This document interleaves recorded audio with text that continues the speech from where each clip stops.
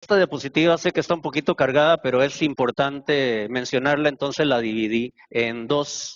La parte de arriba, noten que muestra que efectivamente ante todos los tipos de estrés que una planta puede experimentar, hay tres efectos fundamentales, que son osmóticos y oxidativos. Y la planta, desde este punto de vista, entra a defenderse precisamente para controlar la pérdida de agua a través de la acumulación de solutos y contrarrestar el estrés oxidativo, típicamente activando los mecanismos de metabolismo de las especies oxidativas.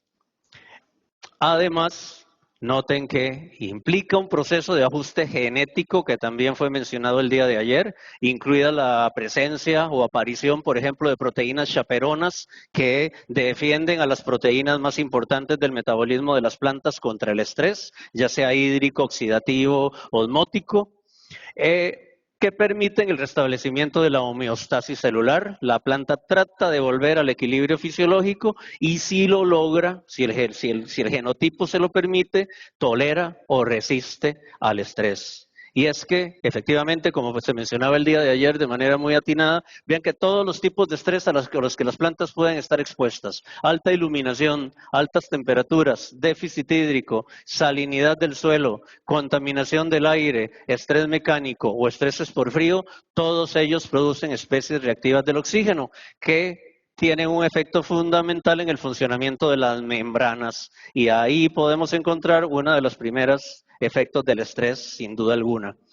No solo el estrés abiótico causa este tipo de problemas. Los patógenos, por ejemplo, también tienen su propia manera de atacar las células vegetales. Si, por ejemplo, tomamos como ejemplo un nematodo o un áfido, en este caso los dos tienen estilete, noten que conforme el estilete rompe las paredes y las membranas celulares, se liberan una serie de sustancias que llamamos efectores, pedacitos de la pared celular, pedacitos de la membrana, saliva de los insectos que viajan hasta el núcleo de la célula, le indican a los genes responsables de la resistencia que la planta está bajo ataque y se activa la respuesta inmunológica, que representa una gran cantidad de compuestos secundarios con un costo metabólico altísimo, pero que la planta tiene que incurrir en ese gasto para poder defenderse de este tipo de ataques, de una manera tan efectiva como el sistema inmunológico de los humanos.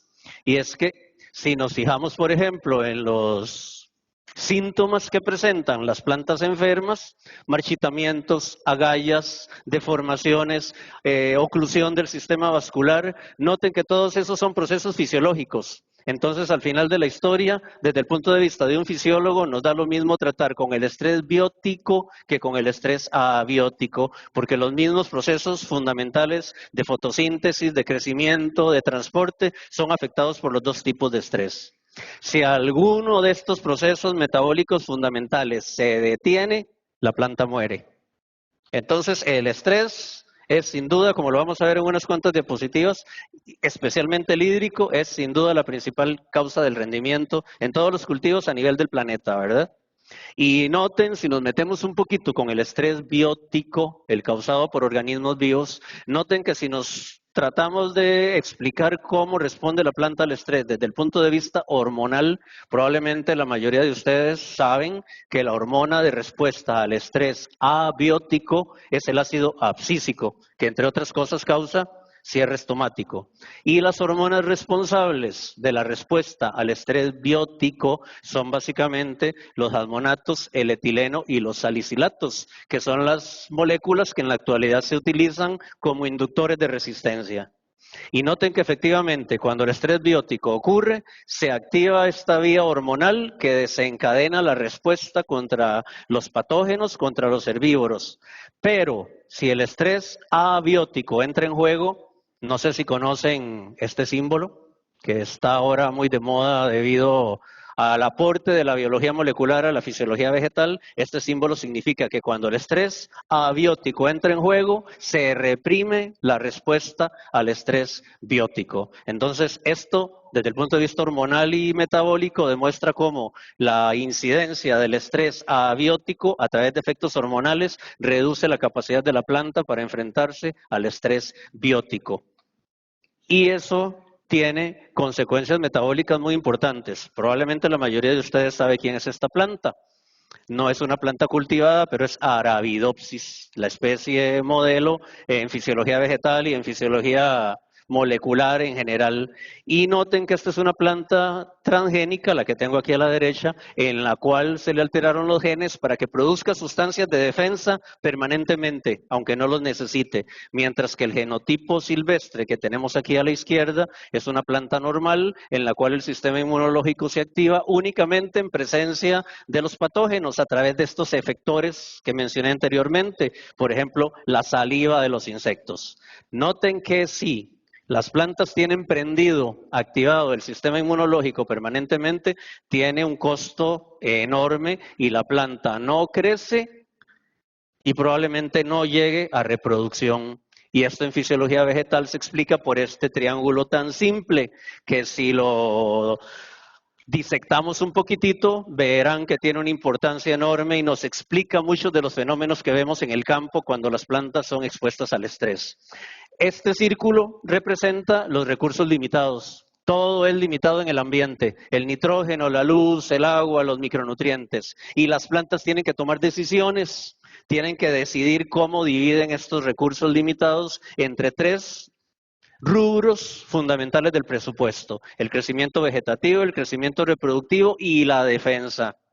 Y noten que además entre estas tres porciones del pastel hay flechas en las dos direcciones, lo que indica, por ejemplo, que si una planta le dedica una cantidad grande de recursos a la defensa, alguien va a salir perjudicado: el crecimiento vegetativo, el crecimiento reproductivo, típicamente los dos. Y un ejemplo de eso, clarísimo, es esto que acabamos de ver en la diapositiva anterior. Cuando la planta le dedica el grueso de sus asimilados a la defensa, el crecimiento vegetativo y el crecimiento reproductivo son reprimidos. Eso, desde luego, tiene consecuencias y debería ser una enseñanza respecto a la forma en que podemos usar los inductores de resistencia en el campo, entre otras lecciones. Y eso en fisiología vegetal pues le decimos una por otra, y es que los recursos limitados de los que las plantas disponen, como acabamos de decir, tienen que ser distribuidos entre estas tres actividades fundamentales que compiten entre sí por estos recursos: vegetativo, reproductivo y defensa, una por otra.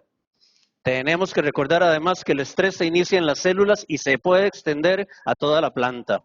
Y esto es fundamental, aquí es fundamental recordar que las células vegetales, las plantas en general, están hechas de agua. En agricultura vendemos agua. Y los que trabajan con frutos, los que trabajan con hortalizas, están muy conscientes de esto, ¿verdad? El grueso de una célula vegetal está compuesto por agua. Cuando las células están turgentes, se ven así, con las membranas celulares pegando contra las paredes, pero cuando ocurre la deshidratación y el estrés hídrico, las membranas se separan de las paredes, las células pierden la turgencia y las plantas, las hojas, tienden a marchitarse. Además, puede extenderse a tejidos completos, en este caso un ejemplo de quema de corona de la piña. Puede extenderse a órganos enteros y causar, por ejemplo, la pérdida del sistema radical, de lo cual estaremos hablando en unas cuantas diapositivas cuando mencionemos el exceso de agua en el suelo. Y, por supuesto, puede conducir a trastornos que afectan a la planta completa, como en este tipo de deformaciones en una palma aceitera que está experimentando pérdida del sistema radical. También tenemos que recordar que el estrés ocurre en el continuo suelo-planta-atmósfera. Este es un concepto importantísimo en fisiología vegetal, que no solamente les da un esquema conceptual para entender cómo se desarrolla el estrés, sino que presenta también aplicaciones prácticas. Solo para repasar, recuerden que efectivamente el suelo es el origen de la provisión de agua, de los solutos y los minerales, y también de los microbios. En la actualidad cada vez se vuelve más importante hablar de la salud del suelo y de la salud del sistema radical, y es que las plantas no solamente se llevan del suelo el agua y los nutrientes, también se llevan el microbioma, y de hecho los microbios del suelo y los microbios de la planta interaccionan significativamente y tienden a ser muy semejantes. Además, el suelo provee estímulos físico-químicos y el anclaje en el sustrato. La planta ocupa el eslabón intermedio en este sistema continuo y por supuesto es la responsable de la productividad primaria, de echar a andar los ciclos biogeoquímicos y es la encargada de hacer funcionar los flujos de materia y energía. Cuando digo esto estoy fundamentalmente hablando de flujo de agua del suelo hacia la atmósfera y flujo de carbono desde la atmósfera hacia la planta y incluso hacia el suelo, porque gran cantidad de los asimilados que las plantas sintetizan durante la fotosíntesis son secretados a través de la raíz para promover el desarrollo de la rizosfera. Si una planta está saludable, la rizosfera también es saludable. Y finalmente, la atmósfera o el aire, de donde proviene la radiación, que desata la fotosíntesis, pero que también causa la pérdida de agua por parte de las plantas. Además, sabemos que la atmósfera es una fuente de estímulos fisicoquímicos como el viento, ¿verdad? Y es que este sistema continuo, solo planta-atmósfera, podemos verlo de esta forma. Conforme nos alejamos del suelo y subimos con la altura de las plantas, noten que algo que llamamos el potencial hídrico de los tejidos, que se refiere al estatus hídrico de las plantas, disminuye. Y vean que disminuye porque aquí estoy partiendo de cero y llegando hasta menos 1.2 megapascales en este caso. Probablemente la mayoría de ustedes recuerda cuál es el valor de capacidad de campo en el suelo, menos 0.3 bares. ¿Y a qué se refiere el punto de marchitez permanente en el suelo? Menos 15 bares. Recuerden que eso se refiere a la succión, a la fuerza con la que el agua está siendo retenida por el suelo. Y igualmente en la planta, el agua es retenida por fuerzas osmóticas y mátricas y por tanto le damos valores también negativos. Un megapascal equivale a 10 bares, que tal vez es una unidad con la que más están familiarizados la mayoría de ustedes. Entonces observen que a lo largo del sistema continuo suelo, planta, atmósfera, efectivamente el potencial hídrico tiende a decrecer. Si el suelo está a capacidad de campo, estaríamos a menos 0.3 bares, la planta puede andar alrededor de menos 10, menos 20 bares antes de que entre en procesos de estrés y la atmósfera típicamente está a menos 700, menos 1000 bares. Entonces, en realidad, el aire es un ambiente sumamente desecante que en general siempre está demandando agua y debido a lo que acabamos de decir, las plantas están compuestas fundamentalmente por agua, inevitablemente el flujo de agua va en dirección ascendente durante la mayor parte del tiempo. Ese diagramita del continuo suelo planta atmósfera obviamente lo podríamos complicar, para lo cual la charla de hoy no nos da tiempo y hablar de todos los procesos que ocurren particularmente en el interior de la planta, ¿verdad? Desde luego la fotosíntesis y la absorción foliar de enorme importancia en agricultura ocurre en las hojas, donde también ocurre la transpiración y volatilización de sustancias. A través de los tallos ocurre el transporte a larga distancia en dos direcciones, xilema predominantemente hacia arriba y floema transportando asimilados predominantemente hacia abajo. Y a nivel del sistema radical, pues nos preocupamos mucho más por los procesos de absorción de agua y de nutrientes que pueden ocurrir de tres maneras. A través del flujo de masas, la succión que la transpiración ejerce sobre el agua y los nutrientes del suelo, la intercepción, en este caso es la raíz de la planta la que crece hacia los pockets, hacia los bolsillos de nutrientes, y la difusión, que es un proceso muy lento y tiene importancia típicamente durante la noche. Y si lo vemos con una planta de banano involucrando el ion calcio, que en agricultura es probablemente el mineral que más problema nos da, vean que efectivamente cuando el sistema continuo suelo planta atmósfera entra en acción, el agua comienza a ser succionada gracias a la transpiración que ocurre en las hojas. Pero los órganos que tienen pocos estomas y poca capacidad de transpiración, como los frutos, como las flores, típicamente no pueden ejercer este efecto de succión de agua y de nutrientes del suelo y probablemente es experiencia de muchos de ustedes que efectivamente frutos como el banano, frutos como la piña, los tomates, los chiles tienden a experimentar deficiencias de calcio porque son incapaces de atraer suficiente de este mineral en el flujo de transpiración dada la poca densidad estomática que presentan. Sin embargo, noten que el calcio, por ejemplo, que típicamente lo consideramos un elemento no móvil, es móvil perfectamente en el xilema. y llega a las hojas, el agua se evapora, se va hacia la atmósfera y el calcio queda depositado al final de las venas. Ahí entraría en juego el floema para retranslocarlo al resto de la planta. Eso ocurre con todos los minerales móviles, excepto con el calcio, con el hierro y con el boro. Entonces, si queremos realmente que estos minerales no móviles lleguen a los órganos cosechables, que son los de interés, necesitamos que lo hagan directamente a través de la corriente de transpiración. Ese es un problema que tal vez vamos a abordar en las diapositivas siguientes. Para abordar, estudiar, medir el sistema suelo-planta-atmósfera, obviamente tenemos instrumentación apropiada, particularmente estaciones meteorológicas, capaces de medir básicamente todos los efectos ambientales a los cuales las plantas están expuestas y que constituyen las fuentes de estrés. La luz, tanto cantidad como calidad, y la duración, que en México es importante, cuánto cambia la longitud del día a lo largo del año. Vamos a ver que esto tiene consecuencias, por ejemplo, sobre la floración natural de la piña en Veracruz. Agua, temperatura, evapotranspiración, los gases, que no solamente son importantes por su efecto fisiológico, por ejemplo, el dióxido de carbono, sino porque en la actualidad es un gas con efecto invernadero de mucha importancia. Xenobióticos, que se refiere a los agroquímicos aplicados desde afuera, típicamente a través de prácticas agrícolas que pueden resultar en toxicidades. Por supuesto, el suelo, del cual provienen los estreses más importantes para las plantas, y por supuesto también podríamos considerar el ambiente biótico, que es el causante del estrés biótico.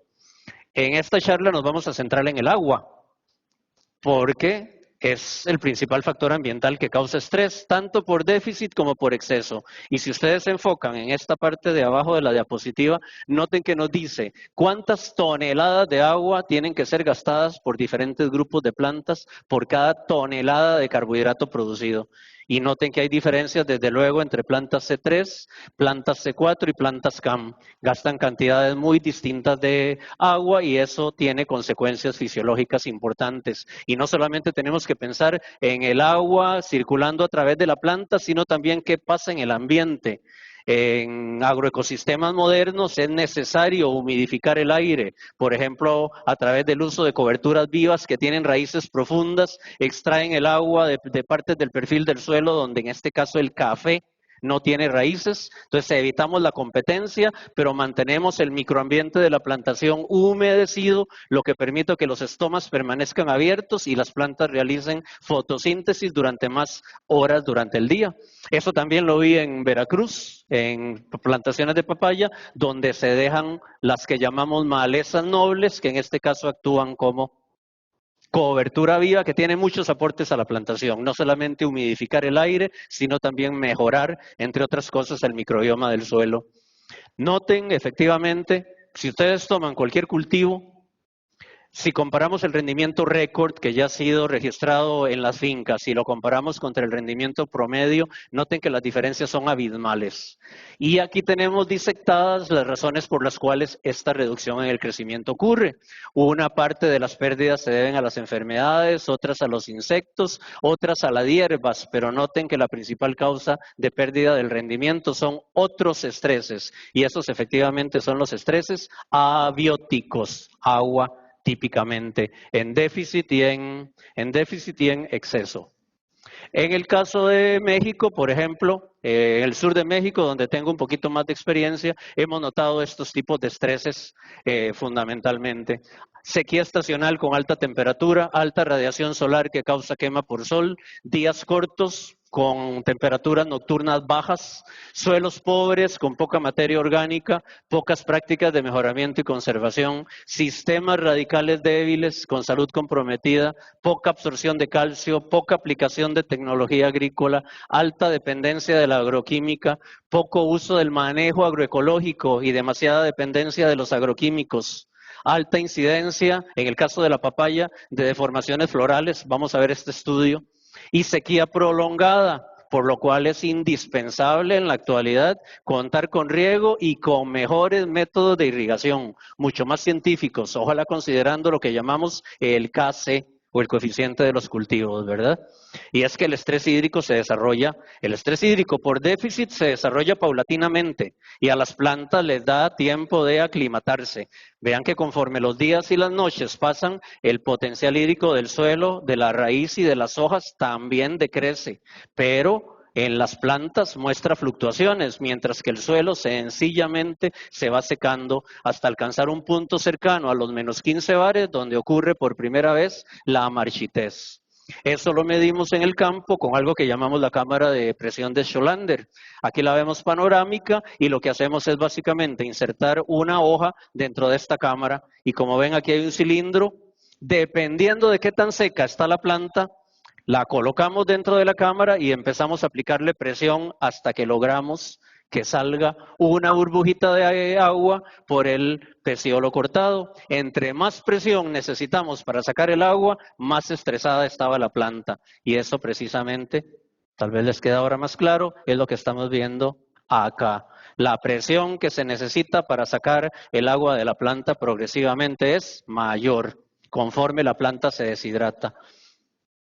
Si hacemos esta extracción del agua de manera más lenta, obtenemos varias variables que las usamos en fisiología para seleccionar variedades, genotipos resistentes, el potencial osmótico, cuántos solutos tienen las plantas naturalmente, a qué valor de potencial hídrico se pierde la turgencia, cuál es el tamaño de las células, porque un requisito fundamental para resistir la sequía es conservar el simplasto. Y esta tal vez es una de las diapositivas más importantes y una de las lecciones que se tienen que llevar a la casa. Noten que conforme el potencial hídrico decrece, conforme el estatus hídrico de las plantas se hace menos positivo, más negativo, diferentes procesos fisiológicos son afectados en diferentes momentos. Y vean que el primer proceso fisiológico que es afectado por el estrés es el crecimiento celular. Lo primero que hace una planta ante una deficiencia de agua es dejar de crecer y dejar de producir hojas. Y me adelanto, vean que el marchitamiento en realidad aparece muy tarde durante el estrés hídrico. Si ustedes ya ven marchitamiento en el campo, vean la cantidad de procesos que ya se han afectado sin que nadie se haya dado cuenta. Y entre esos fenómenos están, vean por ejemplo, la apertura estomática. A un valor de aproximadamente menos 5 bares, los estomas comienzan a cerrarse. Eso implica que la fotosíntesis se reprime. Hay acumulación de solutos. La planta, en vez de usar los minerales y los azúcares para crecer y reproducirse, los tiene que acumular en las células para impedir que el agua se pierda. Entonces, esto es un proceso graduado de respuestas al estrés antes de que aparezcan los síntomas visuales que tiene consecuencias sobre la adaptación. Y vean esto qué importante a la hora de entender las respuestas al estrés. Conforme la planta se deshidrata, las hojas dejan de crecer muy rápidamente, como lo vemos aquí, pero la fotosíntesis continúa. Y vean que a menos 16 bares todavía hay fotosíntesis. Pero la planta ya no está creciendo. Eso implica que se está llenando de azúcares sin que estén siendo invertidas en crecimiento. Y aquí abajo noten que el gráfico parte de donde terminamos el de arriba, de menos 15 a menos 25. Y noten que a menos 25 todavía tenemos fotosíntesis y el transporte por el floema, el tejido que transporta asimilados desde las hojas a las partes de las plantas que no fotosintetizan, como las raíces, noten que continúa sin afectación como hasta los 20 bares. Entonces, ¿para dónde se están yendo estos azúcares si la planta no los está usando en crecimiento de la parte aérea? A un órgano que no vemos y que es la raíz.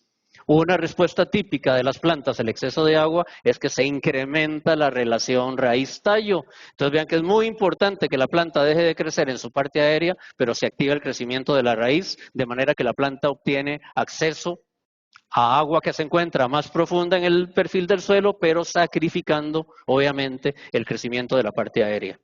Y es que en la naturaleza esto lo vemos constantemente, ¿verdad? En Costa Rica, por lo menos, a la caña de azúcar, cuando experimenta estrés hídrico, siendo una C4, que se supone que es tolerante, entra en un estado de encantamiento, le dicen los agricultores, y es que después de un estrés hídrico ustedes no la pueden hacer crecer con mucha facilidad, aunque le den el agua. Hay probablemente acumulación, por ejemplo, de hormonas, ácido abscísico, que impiden que el crecimiento se reanude. Y en situaciones como estas es probable que sustancias como los bioestimulantes realmente le ayuden a las plantas a recuperarse. Bien. Y gracias a esto, en Costa Rica, por ejemplo, hemos seleccionado plantas de variedades de caña de azúcar, algunas tolerantes a la sequía y otras que la evitan, dependiendo del tipo de estrés hídrico que ustedes experimenten. Y es que esto que tengo en la pantalla en este momento es muy importante, porque como les dijimos, cada vez que ustedes seleccionen genotipos tolerantes a la sequía, van a tener un costo fisiológico y típicamente van a pagar esta resistencia a la sequía en términos de rendimiento. ¿Por qué? Por ejemplo, si queremos que una caña de azúcar sea resistente a la sequía, necesitamos que tenga un sistema radical muy grande y muy activo. Pero en la caña de azúcar lo que cosechamos es el crecimiento vegetativo de la parte aérea. Entonces, si bajo estrés hídrico se estimula el crecimiento de la raíz, obviamente estamos sacrificando el rendimiento de la parte aérea porque está dejando de crecer la parte vegetativa y la producción de las cañas. Entonces tienen que tener cuidado con lo que le piden a los fisiólogos y los mejoradores porque se les puede hacer realidad. Todo proceso de resistencia al estrés va a tener una consecuencia típicamente en el rendimiento, ¿verdad? Y todos los estreses llevan a Roma, como lo acabo de decir. Y Roma típicamente es la pérdida del área foliar. Acabamos de decir que el efecto del estrés es precisamente reducir el crecimiento. Por ejemplo, el estrés hídrico reprime la expansión de las hojas, lo cual reduce la absorción de luz y la fotosíntesis de la plantación. Y sin duda alguna, eso es lo que sucede cuando las hojas se marchitan, ¿verdad? No solamente se reduce la transpiración, que es importante para tolerar el estrés, se reduce la fotosíntesis. Y aquí tenemos de nuevo una por otra. No nos morimos de deficiencia de agua, pero podemos morirnos de falta de carbohidratos si el estrés es muy prolongado.